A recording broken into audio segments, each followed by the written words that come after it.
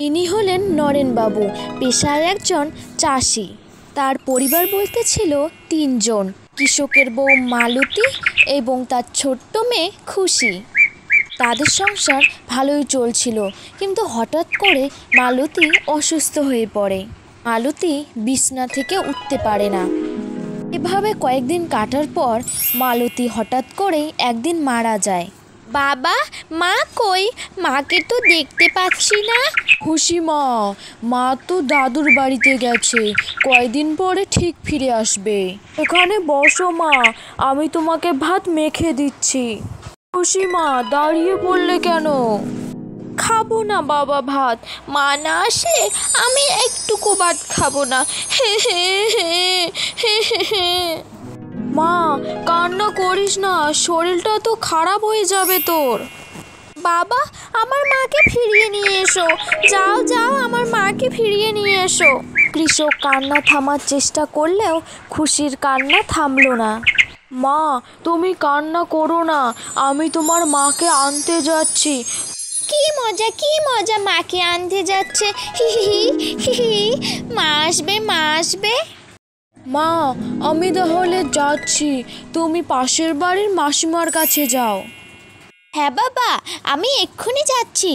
বাড়ি থেকে তো বের হয়ে গেলাম, বাড়িতে ফিরে মেয়েটা যখন মার কথা জিজ্ঞাসা করবে তখন আমি কি বলবো?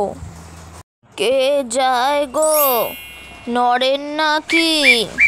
হ্যাঁ মাসিমা, একটু বাজারে যাচ্ছি। তা বেশ, শুনলাম তোর নাকি বউটা মারা গেল। হ্যাঁ মাসিমা, দুঃখের কথা আর কি বলবো, এখন আমার ছোট মেয়েটাকে দেখার মতো কেউ নেই। নরেন, তুই তো ভালো ছেলে, গ্রামের সবাই জানে তোকে সবাই মেয়ে দেবে, তুই একবার বলে দেখ। একটা কথা বলি নরেন বাবা, আমার একটা নাতনি আছে, তুই কি বিয়ে করতে চাস? মাসিমা, আমার একটা শর্ত আছে, আমার মেয়েটাকে যদি তার মায়ের মতো করে দেখে, আর কখনো যদি এই মা মরা মেয়েটাকে কষ্ট না দেয়। না বাবা, মায়াবতী খুব ভালো মেয়ে, তুমি দেখলেই বুঝতে পারবে। ঠিক আছে মাসিমা, আমি তাহলে রাজি আছি। চলো তাহলে বাপ, আজকে বিয়েটা তোমাদের দিয়ে দিই। বেলা কৃষক বিয়ে করে বাড়িতে আসে। বাবা কে গো? ইনি কে? বাবা, কাকিমাটাকে কত সুন্দর দেখতে। খুশি মা, এই হলো তোমার নতুন মা। খুশি মা, আমার কাছে এসো, এদিকে এসো আমার কাছে। না, আমি যাব না। বউ, ছেড়ে দাও, তোমাকে চেনে না, কয়দিন চেনা পরিচয় হয়ে গেলে ঠিক হয়ে যাবে।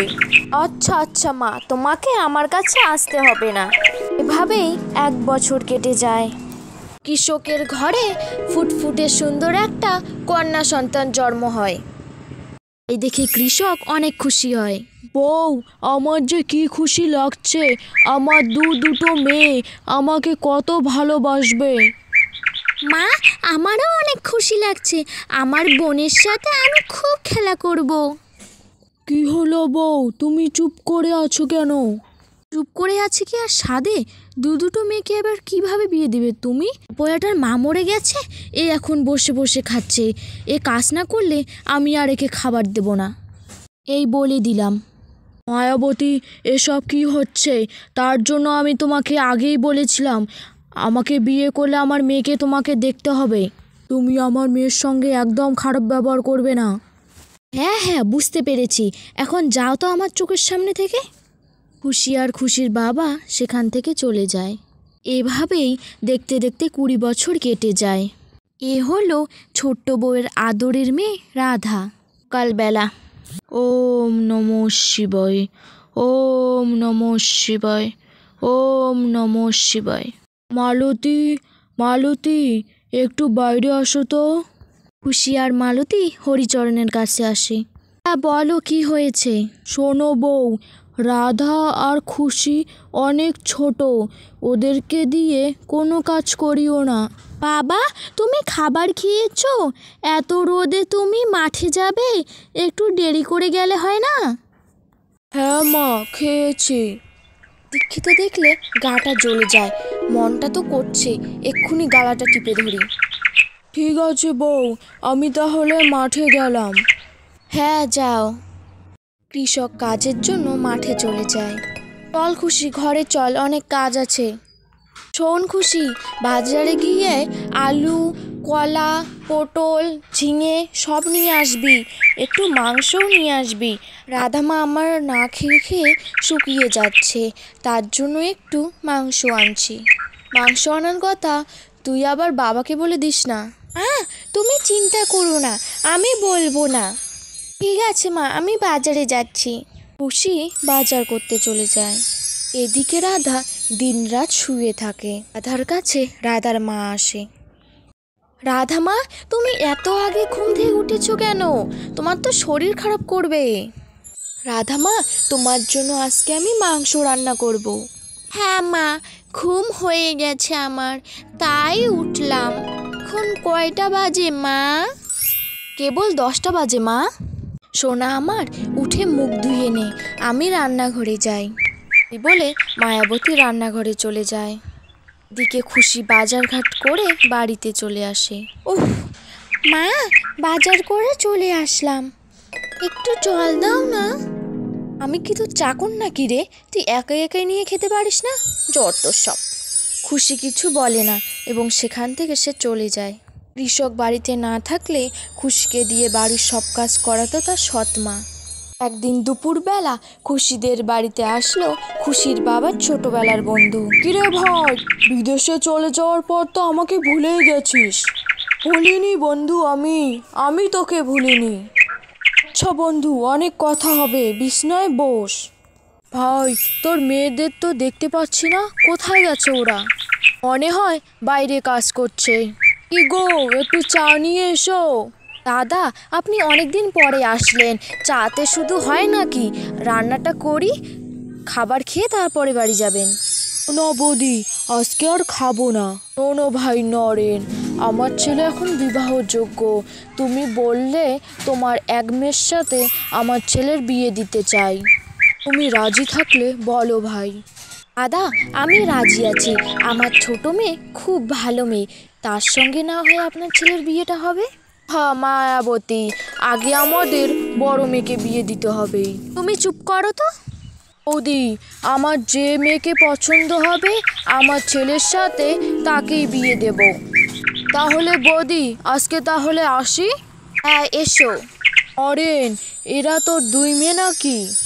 হ্যাঁ বন্ধু, এরাই আমার 2 মেয়ে। খুশি, রাধা মা এদিকে এসো, কাকুর সঙ্গে দেখা করো। বোন, বাবা ডাকছে, তাড়াতাড়ি যাই। বাবা সব সময় খালি ডাকতেই থাকে, টুকুও শান্তি নেই। খুশি এসে কাকুকে প্রণাম করে। ভালো থেকো মা।